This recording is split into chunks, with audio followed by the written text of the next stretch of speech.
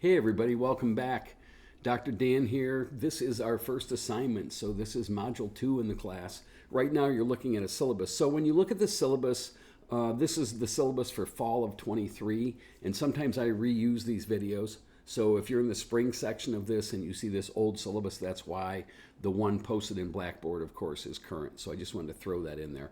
But anyway, we're looking at the syllabus right now. We're off on we're ready for week 2. We're getting into chapter 10.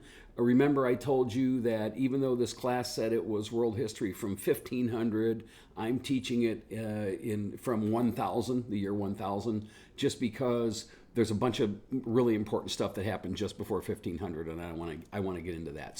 So there's that stuff. So this is week 2, and we're looking at a student preview of Blackboard. And as we look at this, it's going to look a little bit different than yours, but I want to show you what we're doing this week and how to do it. So you're at the syllabus module, and we're going to scroll up, and we already did this check-in thing last week, and now we're here. This looks a little different than what you're seeing, and you click on the title of the module to open it. And then if it doesn't open automatically, or if you don't see the ebook, all right, down here, if you don't see the ebook and the thing that says map and primary source exercises, then your book isn't connected and you need to go back into that intro module and find those tools on how to do that. But assuming this stuff looks like this, and assuming this works for me, because it often doesn't when I'm in student mode, let's get started. So you're going to click here. If it doesn't open, to launch the textbook. Oh, right, we're doing great. We're batting 1,000 here. It actually opened for me this time. So anyway, this is what the chapter looks like. I'm not going to go through everything in this chapter, and you're probably not going to read everything in the chapter either. Pull out the stuff that looks exciting to you. But there is an exercise, and it's all open book, so it's pretty easy. But there's some important stuff, so let me just kind of highlight some things. I really like this ebook. If for no other reason, I like the artwork. I like the pictures. So the biggie here, if you look at this chapter outline, and I think I'll just talk from here, is the development of maritime trade. All right, so that is a huge theme. Like that's the if you're going to take away nothing else out of this chapter, think about what was happening in this period of time. So, these new kinds of sailing ships were invented that could go farther out to sea, that could go against the wind and carry more cargo. So it really opened up trade between these cultures. And this really all started, and this chapter really starts in this Eurasia region, which is Europe and Asia together. So that means, from what we know, that means China and India, all right? Huge population centers back in ancient times, back in 1000, and then also Europe and the West. And we're going to look at some maps in a minute, but this is a big deal, a big area. And there's a lot to read about here, but the ships and the technology is the big takeaway for me, because as you read through this, you'll read that, like the Chinese invent the first needle compass.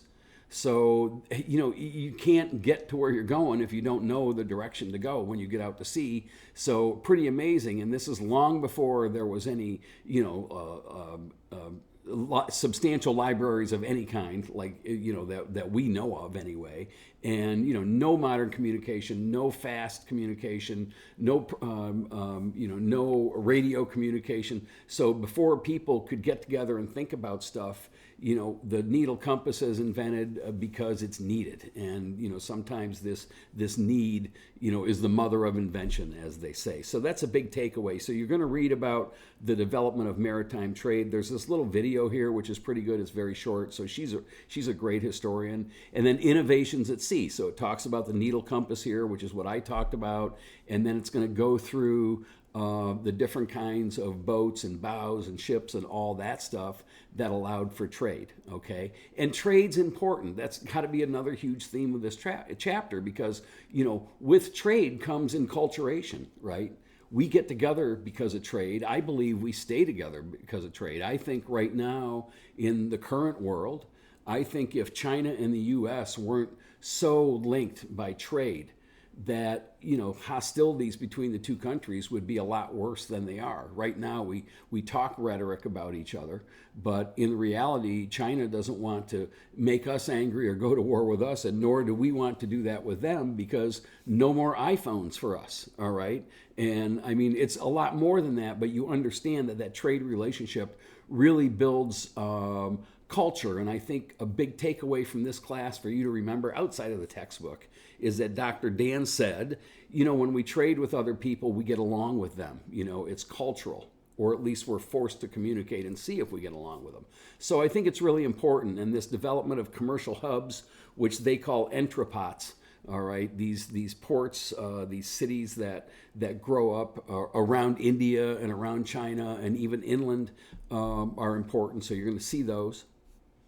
And I bring this up because because we have a map exercise this week to do, and these little black dots are the entrepots, or the cities, all right? So there's a bunch of questions in the map exercise about why it might be smarter to go by sea than by land and have to go through all these different cities, because every one of these cities probably is going to try to wage a tax on your freight, on your cargo.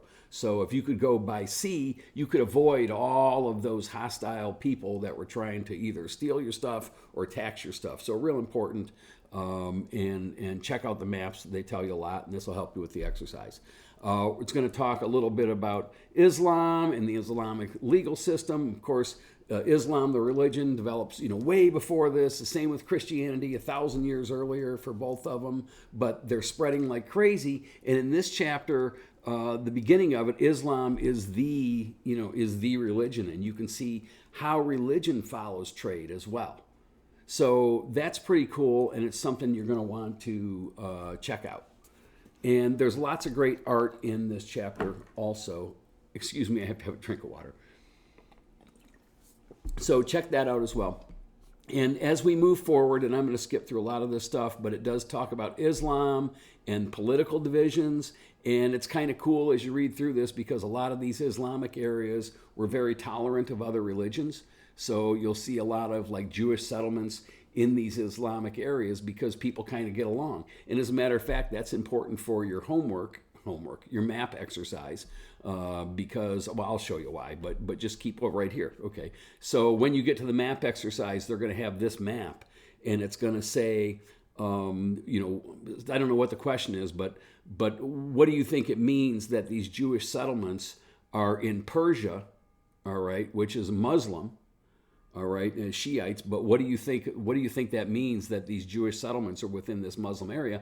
And what you can deduce from that, and you can do it in the reading also, is that area of Muslims were tolerant of other religions because they're letting these Jewish settlements live there. It's sort of ironic when you look at what's happening in Israel today, which is kind of the opposite, but it's kind of cool, and you can learn from maps historically. Hey, these people got along because there's these mixed settlements in these close geographical areas. So it's kind of cool, and you're going to need that for your map exercise anyway. So there's that. A lot more about Islam that is just so fascinating. If you're not sure you know about Islam and you want to learn more, this is a great exercise. If you are Muslim and you practice Islam, you can read this and say, hey, this textbook is totally wrong. But it's pretty good, a balanced view of what's going on and how things spread and when they spread. So it's kind of cool. It talks a lot about India, talks a lot about China, insiders versus outsiders. So when it talks about Song China, it's really the Song dynasty, which has lasted forever. It was just the name of the Song China. So anyway, read about the Song dynasty. And then also, here's another map. We have the map exercise. I really love maps. So we can see here on this map that a lot of the settlements or trading centers, were along rivers, but we also see these trade routes along land also. But this is long before any motor vehicles. So this is basically ox carts, that sort of thing. And so it's kind of cool to check all this out. And then you see all these trading centers developing along trade routes and along rivers, and even canals developing, of course, parallel to rivers to move trade, to move freight faster. And that's why these transportation routes, are made. It's follow the money. Someone has stuff they want to sell. They're going to find a way to get it to these other markets. And that's why these canals are built and these roads are built and that sort of thing. So it's kind of cool. So check that out. Talks about manufacturing, talks about early money, all of that. Great artwork in here. Another map there for you. I'm not going to go through everything. This is big. All right, Christian Europe is really big, so pay a little bit of attention to this chapter. Actually, if you're following the war in Ukraine right now, there's talk about Kyiv in here and what was going on in the Russian lands back then, right here, Kyiv and the Dnieper River. So some of the stuff you might be learning about on the news right now, and so that's kind of cool. And let's see what else is in here. Christian Europe talks all about Catholicism, which is what Christianity was back then, and the Crusades, and that's the Christians going after the Muslims, New World's coming together, so on and so forth. So read through the chapter the best you can, and then what I want to do real quick, because I know this has been a long video, is I want to go back and see if I can get back to, there we go. So I don't know if this will open or not, but here is the exercise, the homework. When you click on that, hopefully it'll work. Sometimes I get a bad URL. Okay, this is going to look different than yours, I think. No, maybe not. Okay, so this is the map exercise. There's some green buttons at the bottom that are cut off, but you'll start answering questions, all right? And I can't scroll all the way down on my screen right now, but it's pretty straightforward. But you'll look at these maps and you'll answer these questions, and then you'll get a percentage of the grade, and the exercise is worth 100 points. And it should work fine. And if you miss one, it's no big deal because they give you a link to go back to the page where it was at so you can do it over again. So I think it counts against you a little bit. So don't guess at these.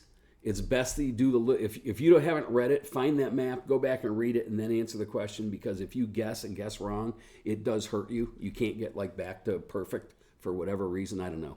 But so check it out. It's going to be pretty easy for you. That's it. I'm sorry this video was so long, but I wanted you to learn how to open stuff and what we were going to be up to this week, and do as much as you can in this chapter. I think it's really a great one.